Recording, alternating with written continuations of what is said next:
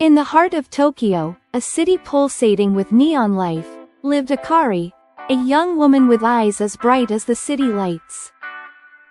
Akari worked as a software engineer in a big company, finding solace in the quiet hum of servers and the complex dance of code.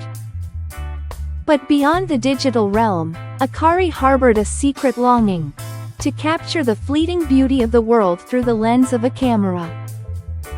In the neon-lit city of Numeria, lived Anya, a coder ostracized for her radical idea, algorithms imbued with human-like intuition. Anya, with her fiery red hair and eyes that held the spark of defiance, toiled in her secluded apartment, a sanctuary amidst the cold digital world. One stormy night, while working on her algorithm, a surge of energy coursed through her apartment, imbuing her creation with unexpected sentience. Her algorithm, now a virtual being named Spark, flickered to life on the screen, its voice a symphony of digital tones, resonating with curiosity and a hint of mischief. In a quaint village nestled beside a whispering forest, lived a curious young girl named Alara.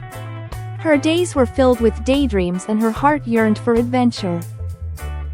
Dr. Vivienne Dubois, a brilliant but ostracized bioinformatician, ekes out a living running a dilapidated botanical lab on the fringes of Silicon Valley.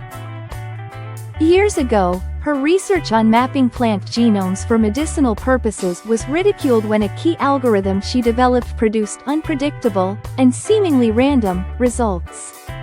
Branded a pseudoscientist, her funding dried up, and her career was ruined. Haunted by her past, Vivienne spends her days quietly cataloging rare plant species. One blustery evening, a young, anxious programmer named Reese storms into her lab, soaked and desperate. Reese reveals he's been tasked with debugging a cutting-edge quantum computer algorithm used for pharmaceutical design. The algorithm, called Genesis, is supposed to predict the precise chemical structure of novel drugs based on vast biological datasets. However, like Vivienne's earlier algorithm, Genesis is spitting out chaotic and nonsensical data. Reese, standing in a modern, minimalist office overlooking a cityscape at twilight, explains the dire situation of Pharos Corp to Vivienne. Vivienne, initially hesitant, stands with her arms crossed, a visible skepticism on her face. Reese's voice is filled with desperation as he emphasizes the company's reliance on fixing Genesis. Close-up on Vivienne's face as Reese makes his earnest plea. She softens slightly, the scars of her past evident in her eyes. She considers the potential positive impact of her work. Vivienne and Reese delve into the Genesis code, the glow of monitors illuminating their faces. Vivienne points to a section of code, explaining the algorithm's reliance on linear regression. Reese listens intently, a furrow in his brow. Close-up on Vivienne as she passionately explains the limitations of the current algorithm and the need for a fractal noise generator and neural network. Reese, initially skeptical, begins to nod in agreement as he grasps the potential of her approach. Vivienne and Reese, driven by lukewarm coffee and unwavering resolve, dedicate themselves to rewriting Genesis. They encounter persistent obstacles. The quantum computer malfunctions with cryptic error codes, the neural network demands vast resources. Vivienne grapples with personal doubts, and Reese fends off the relentless pressure from Pharos Corp. The moment of truth arrives as they run a test case, hoping to predict the structure of a molecule effective against a deadly virus. The computer strains, lights flicker, and Genesis delivers its prediction. The predicted molecular structure aligns remarkably with the actual molecule, but Genesis has identified a modification with the potential to significantly enhance the drug's effectiveness.